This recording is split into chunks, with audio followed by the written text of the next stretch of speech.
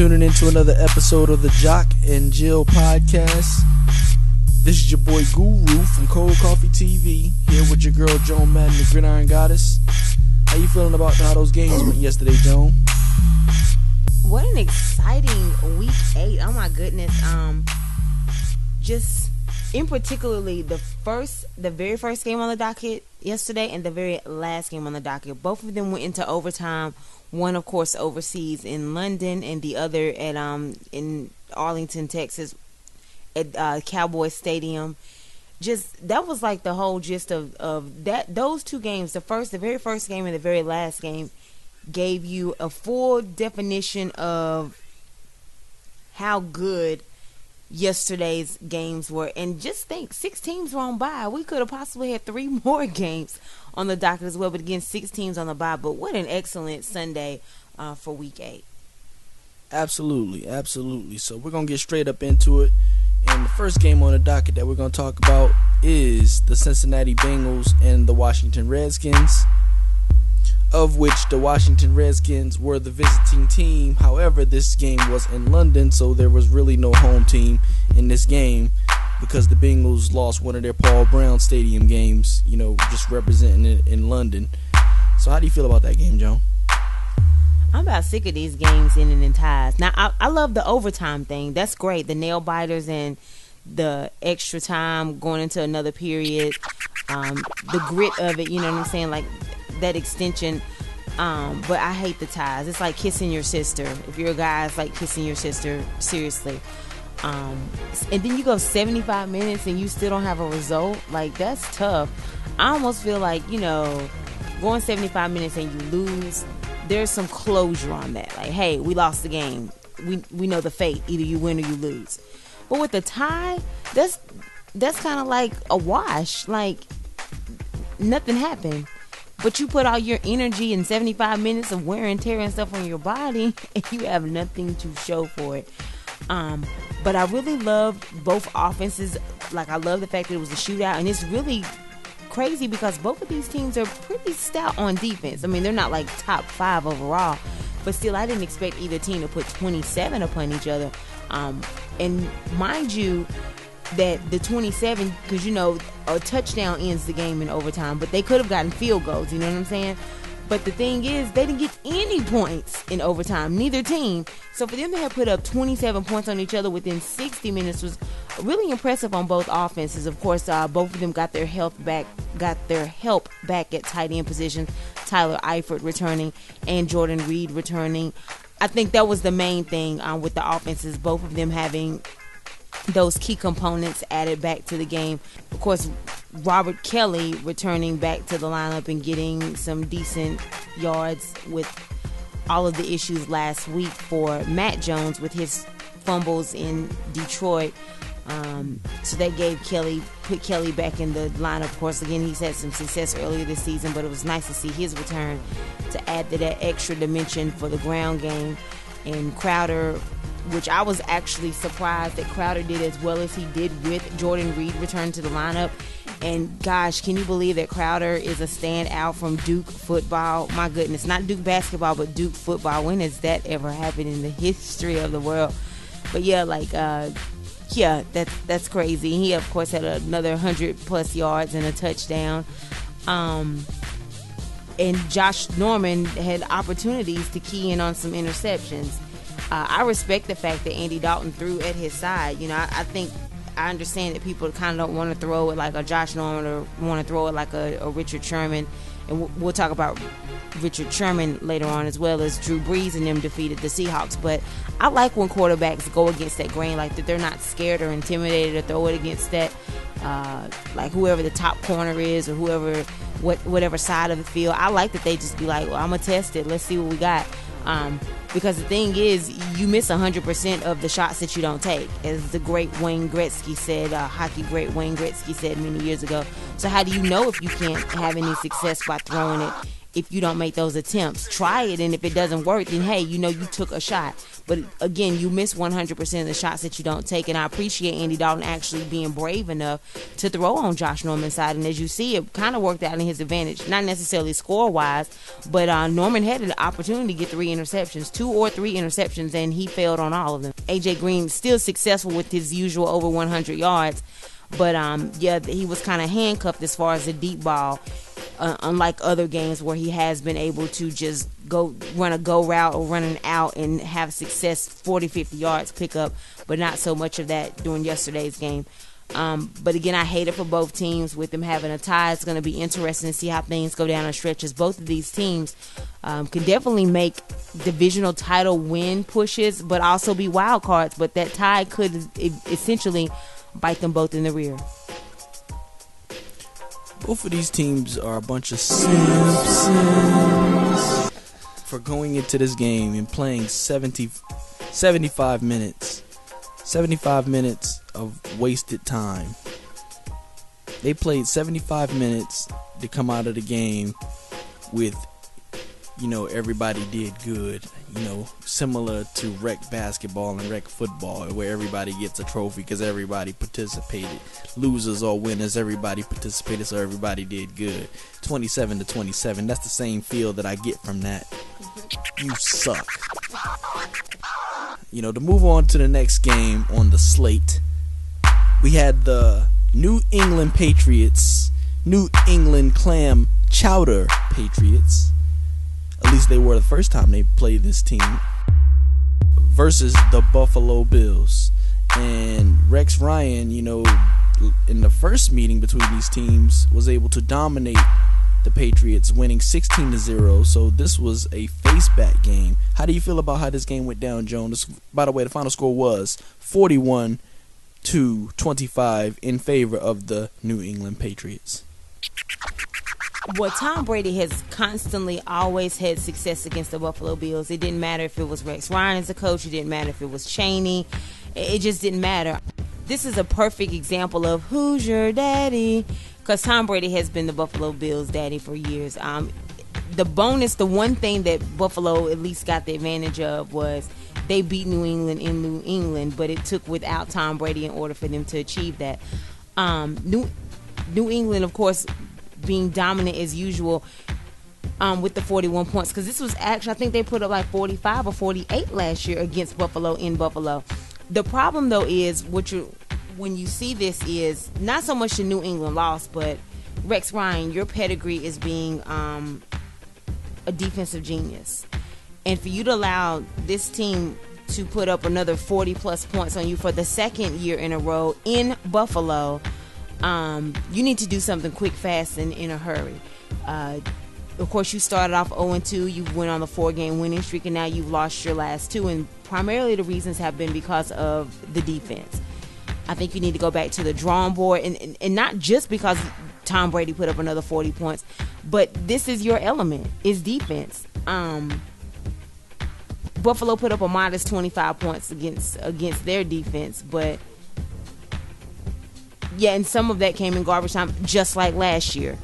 The game was kind of out of play, and the game was kind of out of reach there for you, but you got some extra points, and you weren't going to win that game today or last year in Buffalo, and they had already kind of trounced you and put up all of those points. But Buffalo, you definitely, I know you've had some injuries and things like that, but yeah, you've got to do something quick, fast, and in a hurry. You've got to stop the bleeding when it comes to your defense. And what's even scary about this Tom Brady stuff is he missed 4 games, and it's possible that he could still be the MVP. I mean, we can't rule that out. Not saying that necessarily he will, but he's definitely going to get talks about it. He's definitely going to be in contention. I mean, I remember a few years ago, Odell Beckham won Rookie of the Year, Offensive Rookie of the Year, and he missed 4 games. Of course, it's a different platform, and there's other people who can definitely be considered as the MVP. Don't get me wrong, but I promise you, Tom Brady's name is definitely going to come up in the conversation based off of the way that he's been playing since he's returned to the league week 5 after the suspension. But yeah, Buffalo, you definitely have some questions that you need answered. and you need to do so quick, fast, in a hurry. This game could have actually set you up to win the AFC East. Will put you more in the position, not a guarantee, will put you more in the position. You had an opportunity, you didn't take advantage of it, and again, you've lost your second straight game. And defense wins championships, but when you allow 41 points to get put up on you, that's not going to get it done, and that's not going to get you the win. Yeah, Rex, you already know you got T-Rexed today, so I don't even have to remind you. But this was a game that Tom and this was like a revenge game. Like, Tom came out there and was like, "Yo, I'm a son y'all, cause y'all came down there to our field and beat us that one time, and I wasn't on the field, so it don't count." So he went out there and threw up 41. And mind you, Rob Gronkowski, the first game was a flat-out non-factor. Without Brady. This time, he out there dancing in the end zone and everything. This is pathetic. You got, you're known for defense, Rex. You would have thought that you would have put some type of cloud zone over the top or something. Something, because you play against these Patriots every year. Twice a year. You were a Jet. So you've been in this division for 6 years now. Mm-hmm. You know by now what they like to do. It's the same thing every time. So it doesn't really make sense that, this is a situation where, you've allowed them to run off no 41 points. Now, I do get that LaShawn McCoy and a very explosive part of your offense was not available. So that did change the game a little bit. Gillislee did still give you 85 yards and a touchdown. He gave you some pretty good statistics. But McCoy is a game breaker. He's the type of guy that, you think you got him bottled up and he can turn it into a big play. So I get it. You lose a playmaker like that, it does change everything. But at the same time, Rex, you're known for defense. Where was your stamp at on this game? You know what I'm saying? Where was your green card? Moving on to the next game, we got the Arizona Cardinals visiting the Carolina Panthers. A game in which, it was no surprises. We expected for the Panthers to come out of that bye week as a hungry team, and they came out like lions. And the final score was 30-20. So, Joan, how you feel about that game? Well, I was actually in attendance at that game, and let me just first off say that, being a resident of North Carolina, I'm very familiar with the schizophrenic weather, but 3 weeks ago, I was at that Tampa game, that Monday Night Football game, out there in a thermal and a jacket and a hat, and I think the temperature had dropped down to about 42 degrees, which, that ain't nothing but like about 10 above freezing, so I wasn't a fan of that. Get out there today, and I think we might have either gotten close to the record by short of 1 or 2 degrees, or even got the record or broke it. Why was it 85 degrees out there on close to the last day of October? My goodness. So that's, first of all, just that big change in the weather. I remember the last time being at the Panthers game thinking I was freezing, now I'm burning up. I had my little towel. I was supposed to be using my towel to kind of, like, they gave us Panthers towels at that game. I was supposed to be having that towel to try to help cool me off and keep me cool. I actually had to turn that towel into a prayer cloth and throw it across my thighs and just try to keep the sun off. It was so blazing. My goodness. But nonetheless, being at that game, it started off almost like the NFC Championship game last year. Complete dominance by Carolina. I mean, they had went up 7-0, and it was more than midway through the first quarter before Cam even got on the field. Because the defense was just out there getting points and making more stops. And, Cam didn't even have to touch the field until past the midway point of the first quarter, or close to the midway point of the first quarter. So it was complete dominance by Carolina at the beginning of the game. Like I said, again, it was just kind of become like a deja vu of the NFC Championship game last year. I think Carolina even won about 3 scores one time. But as, again, typical Carolina, they let the gas up. Like, they got too comfortable. They got the chilling. And Arizona got back down within, like, what they needed. If they would have got the 2-point conversion, they would have been within 1 possession. But it ended up being 20-30, which ended up being the final. But Carolina is too much of a roller coaster of, like, you get too conservative or you get too comfortable. You think you won the game. I'm not sure. Very limited points in the second half. And Gano finally made kicks that he should have been making all season. Like, as a kicker, you only have one job pretty much. You might have to do a tackle or two every once in a while, but pretty much all you need to do is kick field goals. And Gano has been very, very questionable throughout the season as well, costing Carolina some points and costing Carolina some games, as well as other components of their team. But nonetheless, Gano was successful with his kicks today, even like the 43-yarder and stuff. There was some fans were holding their breaths every time Gano got up there to kick the field goal, and understandably so. So it was great that he was able to connect. But again, Carolina just got really, really comfortable, very passive on offense and defense. I know Cam was in the referee's face about some calls and things like that, and we'll elaborate more on that with tomorrow's episode, because we want to have all the games get through before we get into subjects. We're just kind of recapping games now. But yeah, Carolina, there's some concerns with your second and third quarter play.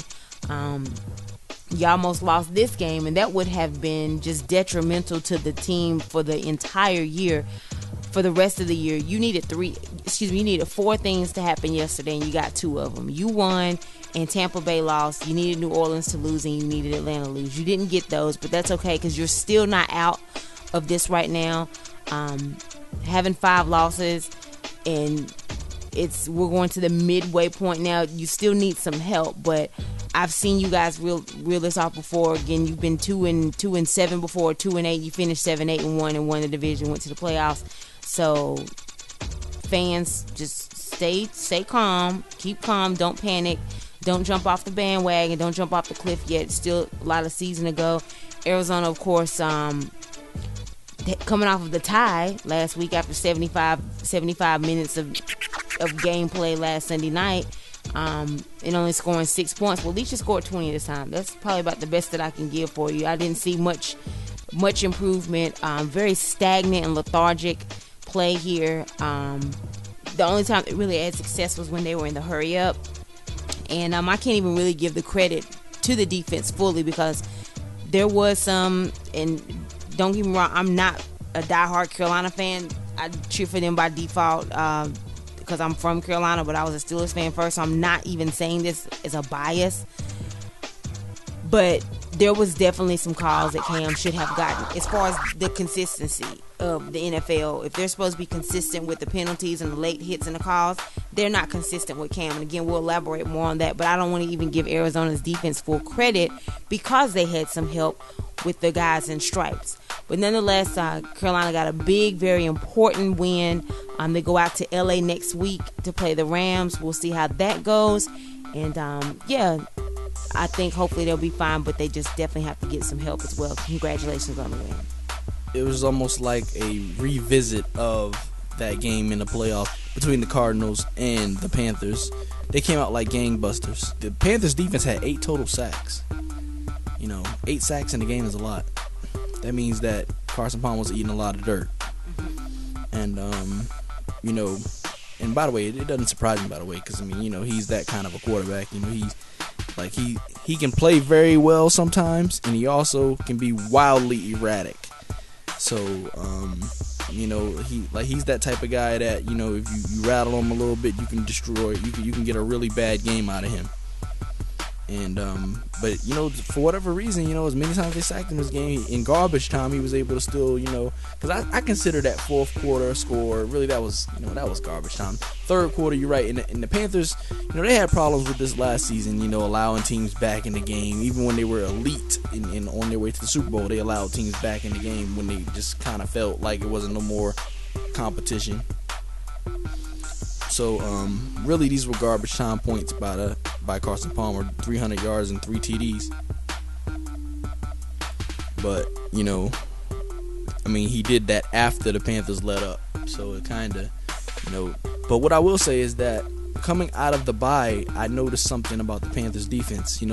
Sean McDermott, the former Jim Johnson disciple, started using some of Jim Johnson's stuff. It was real interesting. He started bringing those nickel blitzes and start bringing those DBs on up to the edge. That was a little interesting. Darryl Worley, the rookie corner, had a sack in the game. That kind of reminded me of the Jim Johnson stuff where he used Brian Dawkins. He bring Brian Dawkins up to the line, or he bring Roderick Hood or one of those other corners.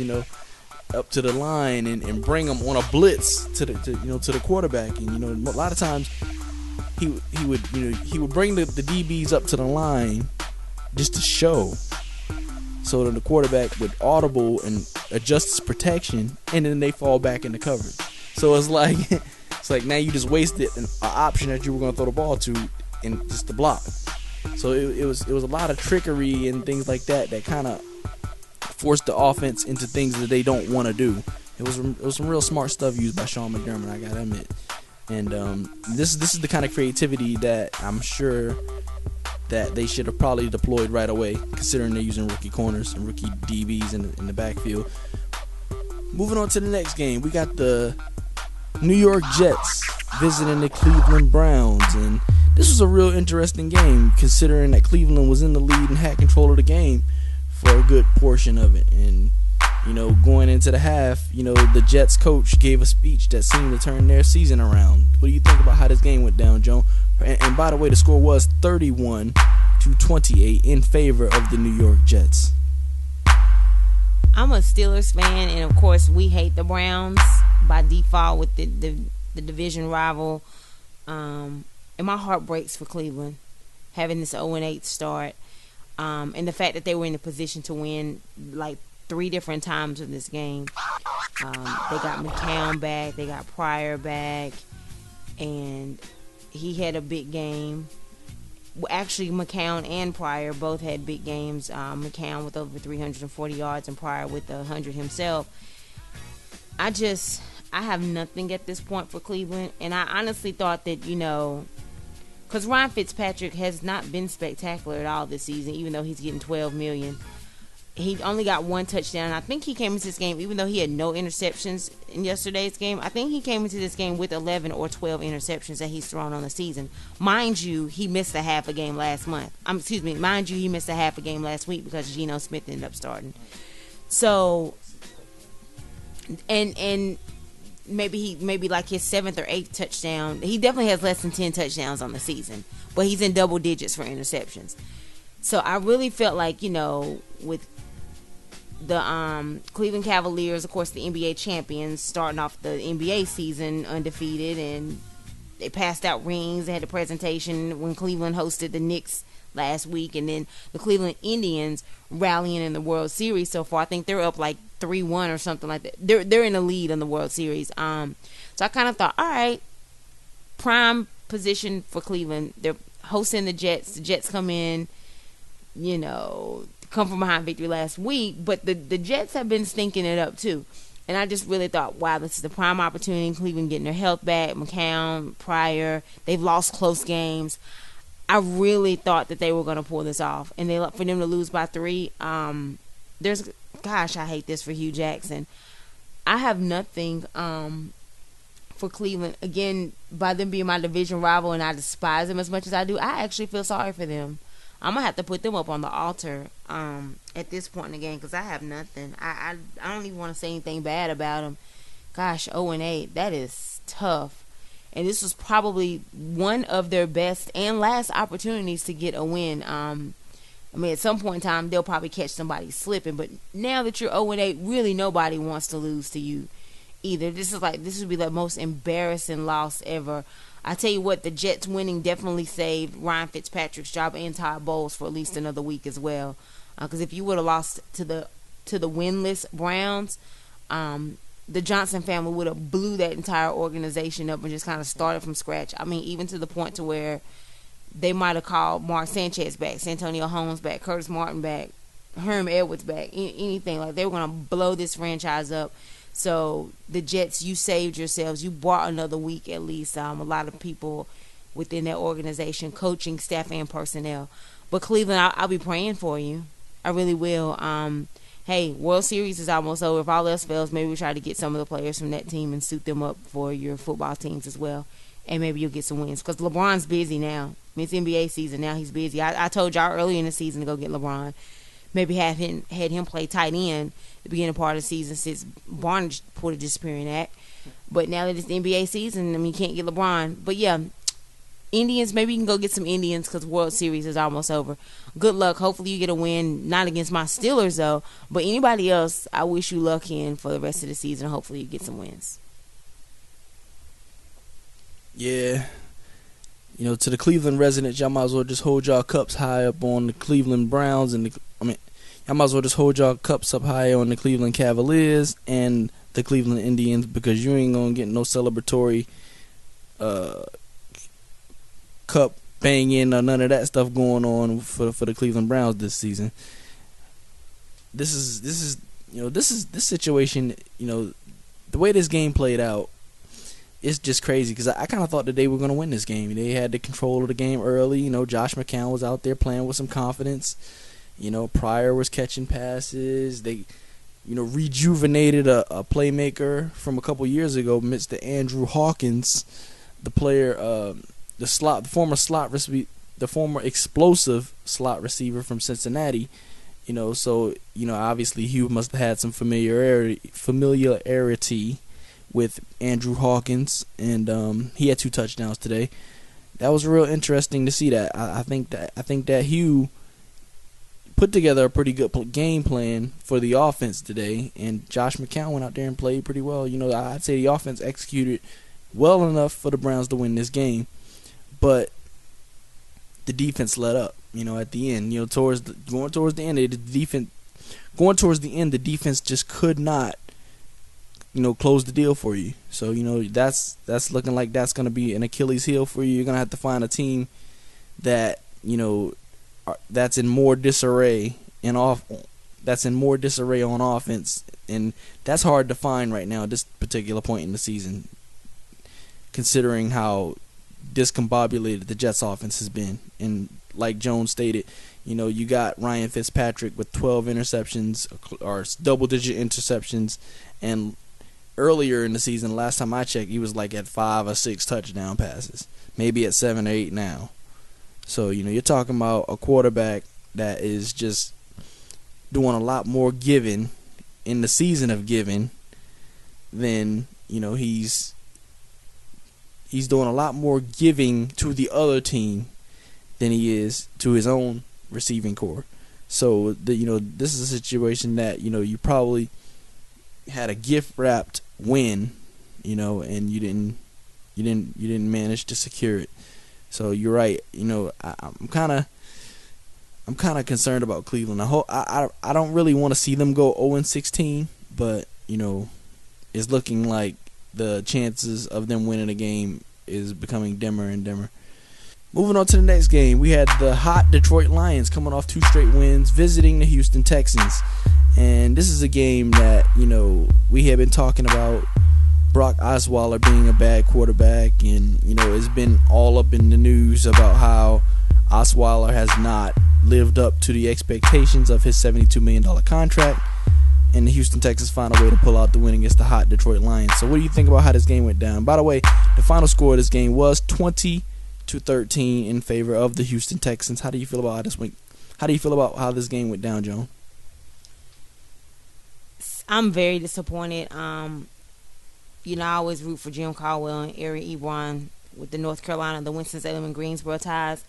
But beyond that, I'm disappointed that Detroit only put up 13 points because their offense has been rolling this year. Without Megatron, by the way, Matt Stafford has just been able to find ways to win. And also, the fact that you lost to Houston, and mind you, Houston got obliterated Monday night, so they had a shorter week. They got banged up, beat up, but we've talked about Houston. They're a different team at home, completely different team at home. Not even close. As a matter of fact, with their 5-3 record, and don't quote me on this, but all of Houston's wins have definitely come at home. Again, don't quote me on that, but their losses, the 3 losses that they have, I can probably 100% assure you that all 3 of those losses were on the road, and apparently they probably got another road win. They got a road win somewhere, but I'm certain that those 3 losses have come on the road. Houston's a completely different team at home. They can't buy a win on the road, just the one, but it's definitely a Jekyll and Hyde situation there. But for Detroit, you're playing in a dome. That's like familiar grounding, familiar setting, and you only put up 13 points. Considering how well your offense has been playing so far all year, I'm shocked. I'm floored. I'm in total disbelief. And I know that Houston's secondary is really, really good. That tandem that they have, Joseph and the other guy doesn't come in my mind right now. Thank you, Jackson. I should have known. Yeah, Joseph and Jackson, the JJs. But they have a stout secondary. So I still kind of expect you all to move the ball a little bit better, especially with all the running back stuff that you're doing. I mean, all the mixing up of running backs that you're doing. Everybody just kind of getting some burn there. But 13 points is just inexplicable to me. Of course, CJ Fedorowicz had a good game, another touchdown, as if you've been watching your Fantasy Fulfilled on the ESPN Network channels produced by Cold Coffee TV, you would have known I already told you to go pick up Fedorowicz a couple of weeks ago and reminded you again this week. And if you would have been listening, then you would have got some more points on your fantasy roster. But you're going to learn today. You're going to get it. You'll figure it out one day, because they're just now talking about Fedorowicz, and it was already a nugget, a jewel drop. So, yeah, keep on being a day late and a dollar short. Yeah, again, you're going to learn today. What was something I was really about to say about Houston? Oh, and Brock Osweiler for a second consecutive week with less than 200 yards. I mean, they've already started a GoFundMe account to buy out his contract. If you need to know the severity of how much they're not really fooling with Brock Osweiler. And again, Detroit, you let them win. I mean, I know your defense has been kind of stagnant. And don't get me wrong, you only allowed 20 points, so that's modest.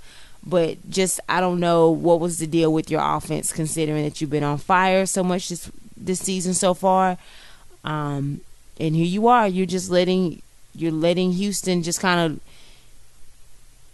be on the way to repeating as division champions, and this might be another situation where it only takes 9 and 7 to win, and Houston is on their way to doing so and repeating as the division champions, although this division is still wide open. Yeah, a very lackluster performance from Brock Osweiler. 186 yards and a touchdown. Of course, you had to add that interception in there, but very lackluster. Those statistics suggest, you just don't lose us the game. Don't go out there and do too much. Don't lose us the game. You had a great receiver, because DeAndre Hopkins is great. You had a great receiver, and all you could do was get him the ball 4 times for 44 yards against a Lions defense that's been giving up yards and touchdowns left and right. Yeah, that definitely is a game manager type of situation there. But he's being paid like a superstar, $72 million. He's Pretty Boy Floyd without the ice and everything that comes with it. But yeah, he this is a real smelly, bad situation in Houston. You paid all this money for this quarterback, and he ain't gonna take you anywhere. You ain't going nowhere fast with this quarterback. If you do make the playoffs, you're going out the first round. So if you do just happen to just pull off winning this division, because you're sitting at 5-3 right now, if you do just happen to, because the Colts stink too, just be real, the Colts stink, and as long as Jacksonville has Gus Bradley, it seems like they're just gonna be they're gonna be right with the garbage in the division as well.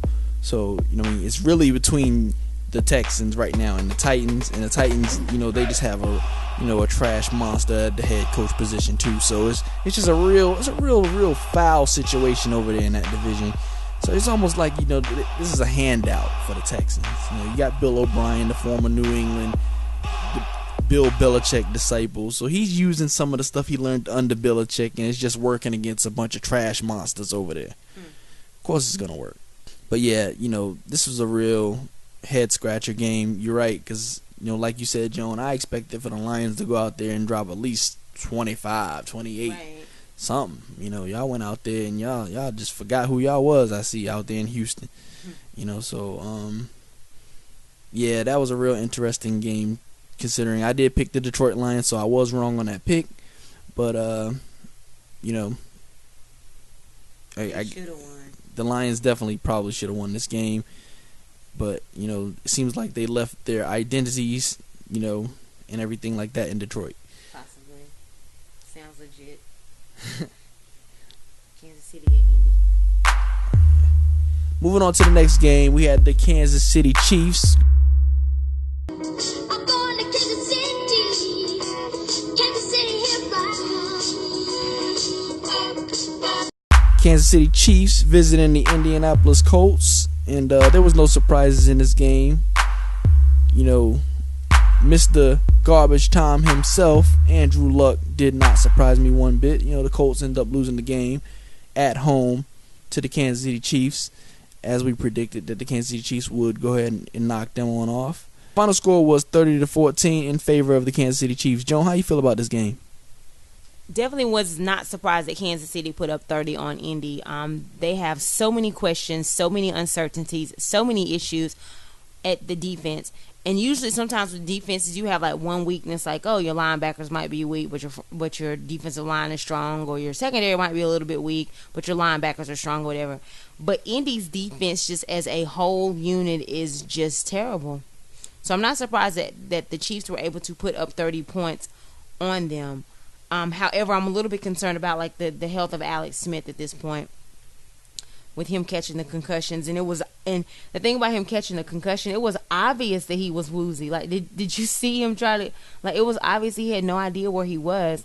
And again, we'll kind of elaborate more on concussions as we conclude with we're waiting on tomorrow night's game to finish, and as we do like a full recap of week 8. So we will bring that up on tomorrow's installment of the Jock and Jill podcast. But yeah, the good thing is, though, with Nick Foles stepping in and him being able to throw a couple of touchdowns and 223 yards. I mean, Nick Foles was with Andy Reid during his last seasons in Philly, so they already have the familiarity. They already have the chemistry. So the Chiefs are very fortunate. The Chiefs are very fortunate to have such a reliable backup in doing so, because a lot of teams do not have that. So they're very fortunate to have Nick Foles as a backup, and we'll definitely be monitoring Alex Smith's progress as the week goes on. The running game was virtually invisible in this Kansas City game today, but it didn't matter with Travis Kelce having 7 catches and over 100 yards in the score, and Kansas City's defense being as stout as it was. But that's no surprise either, because as we've mentioned on previous podcasts, Kansas City's run defense has only allowed like about 24 rushing touchdowns since 2013, which is very impressive. Again, 24 rushing touchdowns, give or take 1 or 2, but 24 rushing touchdowns since 2013. We're in 2016 now. Okay, so let that marinate when you do the math about how many rushing touchdowns they have allowed. So no surprises that they were only able to score 14 points, the Colts that is, regardless if it was at home or not. But that defense traveled, so that defense was there. So no surprises there. And, you know, Guru and I, we have absolutely no trust in, we have no faith in Andrew Luck. Still very surprised with that contract that he got, because as I've been stating since August, how does this man get a contract when he didn't even have perfect attendance last year? Like, what did you evaluate that on? Because in order for you to get paid, you got to come to work. He wasn't there, but y'all wanted to sit somewhere and pay him. Yeah, see how that's working out for you? Call Peyton or something. Call Peyton. It's probably your best bet, because, I mean, Luck is just really not that dude. You gave him that big money, and you should have known better, because it's not working out in your favor. But again, Kansas City, they're half game behind because they've already had a bye, unlike Denver, who's 6-2, and unlike Oakland, who's 6-2. But what a logjam here in the AFC West. And as we start the second half of the season, it's going to be very interesting to see how this division plays out. But nonetheless, once again, Kansas City being 5-2, and of course Denver being 5-2, they're still both a half a game behind the Raiders, who are 6-2. But that's because Broncos and Chiefs have already had their bye weeks, and the Raiders have not, which of course obviously their bye week is like maybe a week 11 or something like that, yeah, which will be coming in the next few weeks. But Denver and the Raiders play next Sunday night, so that's going to also make things a lot more interesting in the AFC West. But my goodness, it's gonna be an interesting stretch as we go to the second half of the season with Week 9 starting on Thursday to see how the AFC West plays out. But again, congratulations to the Chiefs on their road win, and we will monitor Alex Smith's progress as the week goes on. Yeah, I agree with you, Joan. No surprises there in this game. You know, Nick Foles stepped right in there, and, you know, it was seamless, you know. No drop-off. He stepped right up in there, and they kept right on rolling. Spencer Ware went out the game with a concussion. You got Jamal Charles on the, you know, under the surgery knife again, looking like he's about to have surgery and be out for the season again. And doesn't even matter. The Colts still couldn't find a way to take advantage of it at home. You know, so, you know, this is a real pathetic situation in Indianapolis right now. And I agree 100% with you on the Swiss cheese defense. But to me, the offense, even with Andrew Luck, you know, is overrated. You know, Andrew Luck,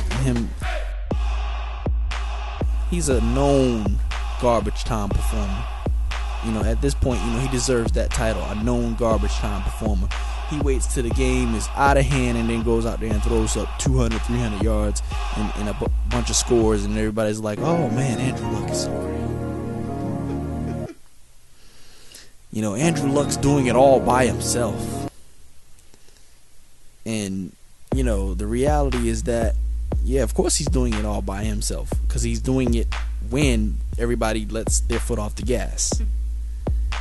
So, you know, this is a situation in Indy that's real bad right now. And, you know, that I would, you know, if, you know, my recommendation was included in the decisions that needed to be made, then the GM should be fired, you know, considering that he said that, well, Andrew Luck's got all this money, so now we got to wait to build the defense. He should. I would have cut his check to him right immediately and he'd have been out the door. Cut it. I would have immediately sent him on out the door. His pink slip would have been waiting on him immediately. Okay. Like, okay, so wait, so you're saying that you didn't manage the books. You're the general manager. What is your job? Your job is to manage the books and find talent in the draft. Find talent in the free agent pool. Find talent to put on this team so that we can win. You got a quarterback. This is the problem that most teams have. Most teams don't have a quarterback. You know, you got a quarterback that everybody believes is great. I don't, Guru doesn't necessarily believe he's great, but a lot of everybody else believes he's great. So you got a quarterback that everybody believes is great. So what's the excuse? Well, you're going to say that now his contract is the excuse. We can't afford defensive players. That's not acceptable. Because when you look around the league, the Minnesota Vikings, they got a bunch of young guys on the defense, draft picks. You look at the Seattle Seahawks, a lot of that is homegrown defense. You look at the Denver Broncos, a lot of those players are homegrown. You know, you got a few. You got Talib and the DeMarcus Wares and people like that, but Brandon Marshall, homegrown. Chris Harris, homegrown. You know, a lot of those players that they have are homegrown. So what are you doing in these drafts? You know, you don't get no pass on that. If you're drafting, crappy talent and saying that we don't have enough money to go out and pay defensive players, that is not a legitimate excuse. The GM should be about the door on that. And the quarterback, to me, the quarterback should be competing for his job every year. That's my opinion. You should be drafting or bringing in veterans to compete with him for his job. Just like Joan said, he should not be sitting on no $100 million contract. Moving on to the next game, we had the Seattle Seahawks bringing the rain to New Orleans, the city that the levees broke on. So, a real interesting game. The Saints were obviously, were a team that no one probably expected to win this game, and they managed to pull it off. 25-20 was the final score in favor of the New Orleans Saints. Joan, how you feel about it? I'm stunned. I'm floored. I don't want to say I didn't give them a chance, but I felt like Seattle was going to win this game. Even though Seattle was on the road, I felt like this was a very winnable game for them. But yeah, just really, really shocked. And plus, Seattle took an early lead in the first quarter. But New Orleans got hot at the right time and made it happen. They dominated in first downs, almost doubled. Seattle only had 15 first downs, and Seattle only had 15 first downs, and the Saints had 28. So that was surprising as well against this defense that y'all allowed 28 first downs. I'm shocked. And well, one thing that New Orleans had a lot of success on was field goals.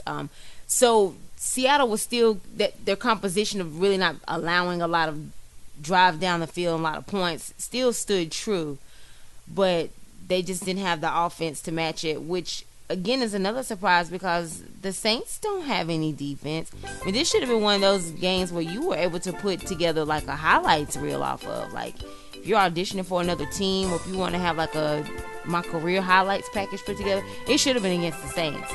But a very lethargic performance from the Seahawks, with Russell Wilson not throwing any touchdowns. And he didn't rush for any touchdowns either. And coincidentally, Drew Brees was the one who threw for the touchdown and rushed for one. I would have bet more money that Russell Wilson would have been the one to rush for the touchdown. In Seattle, again, you put up a 75-minute performance last week that ended in a tie, and you go to New Orleans and you lose. So, not a good 2-game stretch for you guys these past couple of weeks. And, you know, I know the big news about Seattle within the past few days has been about Russell Wilson about to have a baby. And I don't know if that happened to overshadow any of it, you know, because probably more the conversation became to, oh, congratulations, Russell Wilson, and instead of, what are you guys going to do to beat Seattle? What are you guys going to do to beat the Saints?